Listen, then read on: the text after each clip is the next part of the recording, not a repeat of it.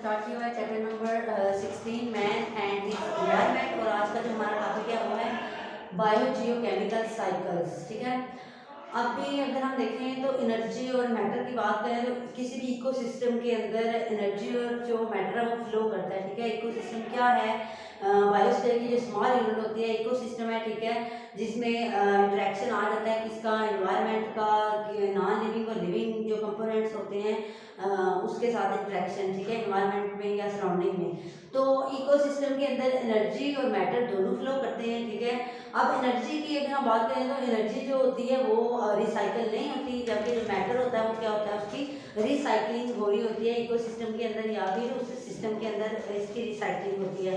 तो अब रिसाइकलिंग होती है मटेरियल की। तो अब मटेरियल सब्सटेंसेस की अगर हम बात करें जैसे कार्बन है, ठीक है, नाइट्रोजन है, तो ये वाले सब्सटेंसेस जो है फास्फोरस है, कैल्शियम है, तो ये क्या करते हैं, रिसाइकलिंग करते हैं। और ये रिसाइकलिंग किस तरह से करते हैं कि ये पहले एबायोटिक से बायोटिक कंपोनेंट्स में कन्वर्ट होते हैं और बायोटिक से अगेन किस में कन्वर्ट हो जाते हैं, एबायोटिक में। तो इस तरह का साइक्लिक पाथवेज जिसमें क्या होता है कि सब्सटेंस कौन से, जैसे अभी हमने बात की लाइक हम अगर बात करें तो कार्बन, ठीक है, कार्बन के अलावा कौन सा आ जाता है, नाइट्रोजन।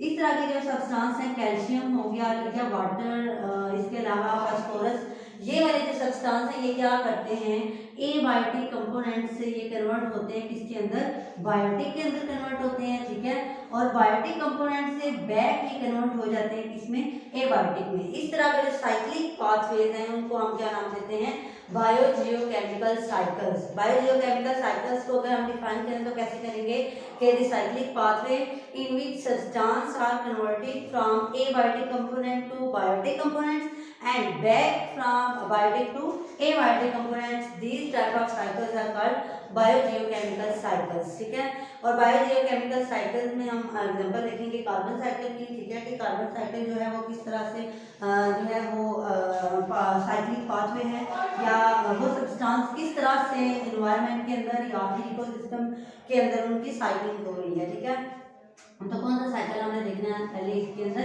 Carbon cycle.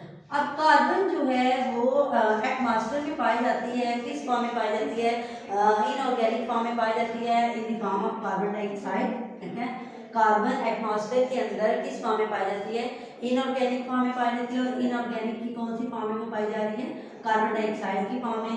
इसके अलावा कार्बन डाइऑक्साइड जो कार्बन है वो किस फॉर्म में पाई जाती है, डिजॉल्व फॉर्म में पाई जाती है वाटर के अंदर, और वो किस फॉर्म में पाई जाती है, बाइकार्बोनेट्स की फॉर्म में पाई जाती है, डिजॉल्व फॉर्म इन वाटर।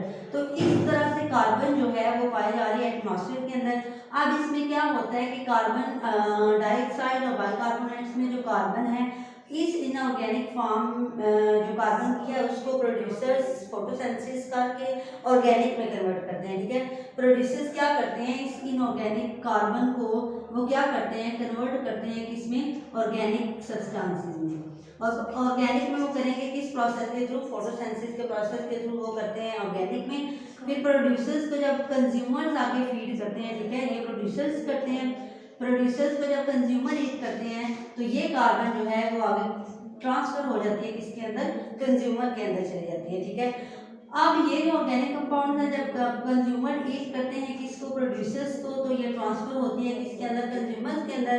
अब जब क्या होता है, प्रोड्यूसर और कंज्यूमर दोनों के अंदर क्या होता है, सेलुलर रेस्पिरेशन का प्रोसेस हो रहा होता है। तो उस दौरान भी क्या होता है, सेलुलर रेस्पिरेशन में ये कार्बन जो है ये दोबारा से ऑर्गेनिक फॉर्म में किस में कन्वर्ट हो जाती है, इनऑर्गेनिक फॉर्म में चली जाती है। और वो कहाँ पे जाती है, फिर एटमॉस्फेयर के अंदर। ठीक है, अभी हमने क्या कहा कि ये क्या करेंगे, यहाँ पे ऑर्गेनिक से ये कन्वर्ट होगी अगेन इसमें इनऑर्गेनिक में।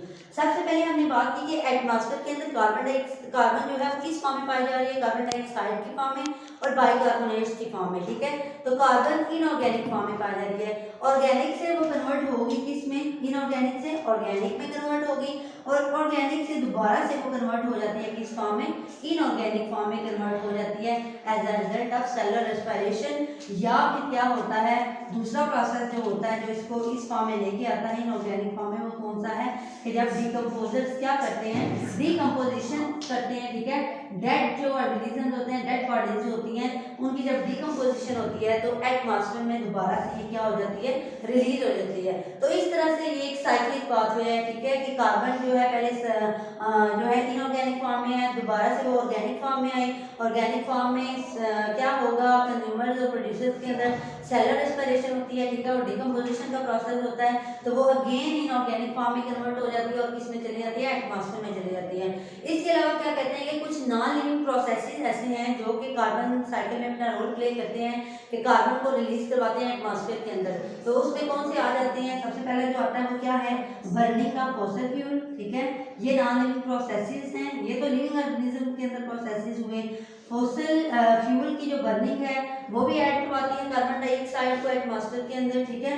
नंबर 2 पे अगर हम बात करें बर्निंग ऑफ वुड, ठीक है, बर्निंग ऑफ वुड, अब चाहे वो नेचुरली वुड जो है वो बर्न करती है या फिर ह्यूमन उसको आर्टिफिशियली बर्निंग करवाते हैं, तो इस तरीके से क्या होता है कि एटमॉस्फेयर में कार्बन डाइऑक्साइड ऐड होती है। तो नंबर 3 की पे अगर हम बात करें एटमॉस्फेयर में कार्बन डाइऑक्साइड किस तरह से आती है, तो वोल्केनिक इरप्शन जो है, ठीक है, आतिशफशानी का जो अमल है उससे भी कार्बन डाइऑक्साइड जो होती है वो क्या होती है, एटमॉस्फेयर में रिलीज होती है। तो ये भी कार्बन के जो है साइकिल को मेंटेन करने में ये जो है प्रोसेसेस ये भी अपना रोल प्ले करते हैं। इसके अलावा क्या कहते हैं कि कार्बन डाइऑक्साइड जो है वो नॉर्मल से 30% ज़्यादा अर्थ पे जो है वो इंक्रीज होती जा रही है, और ये मेन वजह बन रही है किसकी, केस में कंसंट्रेशन कार्बन डाइऑक्साइड की इंक्रीज होती जा रही है।